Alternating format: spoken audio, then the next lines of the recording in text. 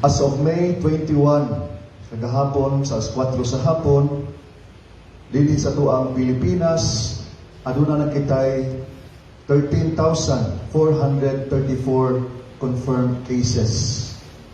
Dunay 846 ang nangamatay, padunay 3,000 na nangaayo. Sa mga kaso dito sa Pilipinas, ang pinakataas na pulihan ng Manila, labaw ng Quezon, sa syudad sa Sugbo. Ano nagisgot ko rin mga igsoon tungod kay sayod kita nga anaa kita sa kalisod sa kahimtang. Bisan tuod nangandam kita yan ang maong new normal sa GCQ. Apan dili kalimod na naa gihapon kita sa panahon sa COVID pandemic.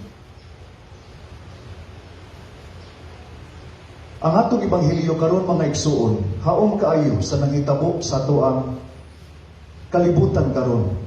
Ang atong Ginoo mingon, maghila kamo o magbinatay, apan malipay ang kalibutan. Maguol kamo, apan mahimong kalipay ang inyong kaguol.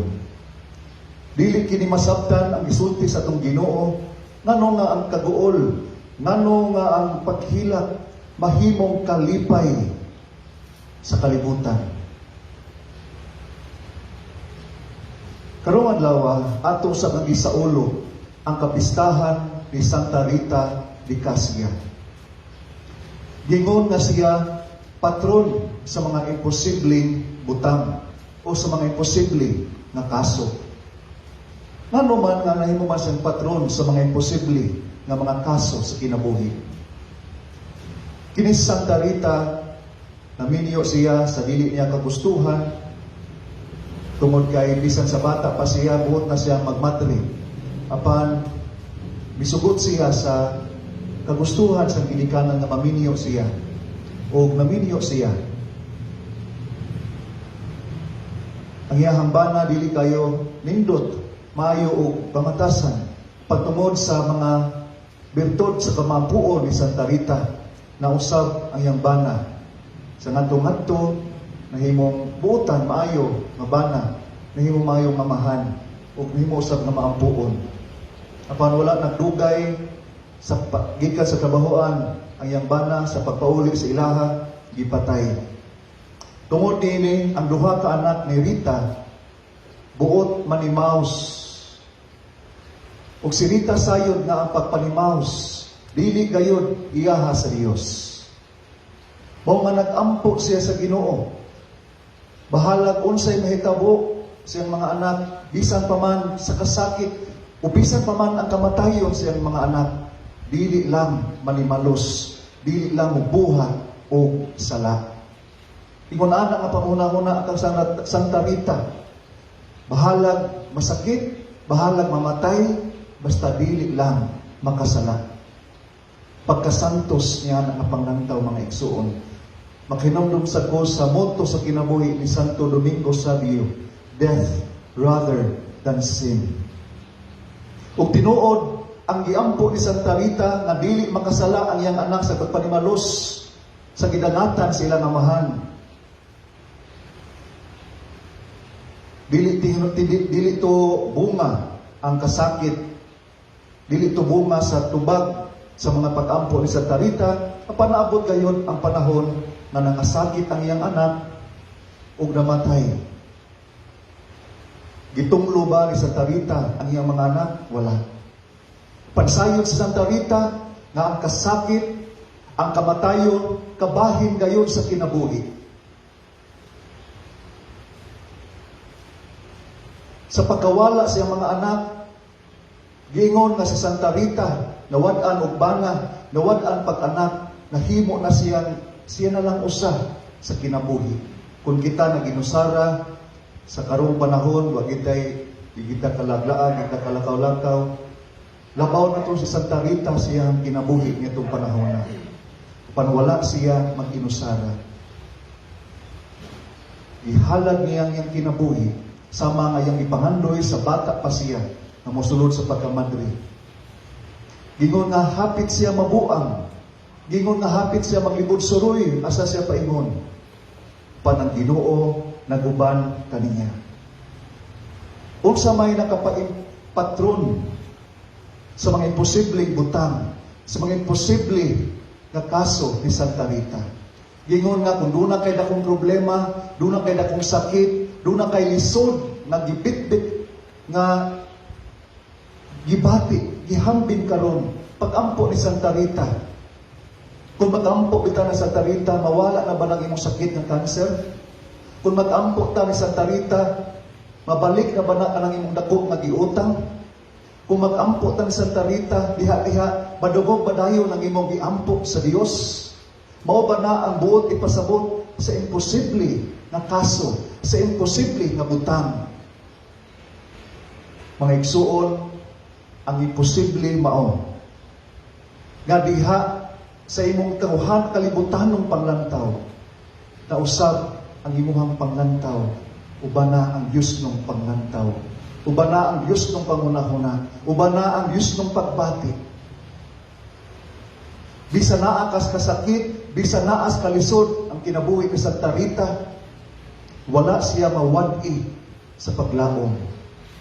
Bisa nahanap na ang iyahang pananawon sa kalibutan, nagpabilin o nagmakanonayon siya sa Ginoo. Bisan anaa siya sa labing kalisod sa kinabuhi, apan ang iyang kinabuhi, wala gayud magpalayo sa Ginoo. Mao kana ang imposible, mga igsuon na atong makita. Mga kita gidapit usab dining panahon sa COVID, na tingali dagdahan kaayong kalisod na nahiabot ning atong panahon karon. Apan niana makasakit, tulong pa ni Santa Rita, ang makasakit ngayon nadawat, labi na nakadawat siya sa labing kasakit physically. Niadto misulod siya sa madre, usa kay gayon nagampo siya tubangan sa krusipiho, nakadawat siya sa usa sa mga stigmata, usa sa mga samad sa atong Ginoo, nasamat ang iyang agtang hangtod na gayud siyang kamatayon. Apan bisan pa man sa kasakit niyang nadawat, naambit gikan sa Dios, tinud-anay nang iyang kasakit, part of the suffering of Jesus. Ningon siya, this pain is a pain of love. Mga igsuon ko diha ni Kristo, ang imposible di ay dili kadtong mga magic nga matubag dayon ng atong mga pag-ampo. Nga murag mahug og magic na mga igsuon, kundi ang imposible nga taliwala sa makalisod, kasakit, naa nato ang dakong kalipay nga giingon sa Ebanghelyo. Malipay unya kamo pag-ayo, kalipay nga walay makaagaw gikan kaninyo. Sa dili ako motapos, tubuti ako sa pagpaambit kaninyo sa manindot kayo nga sulat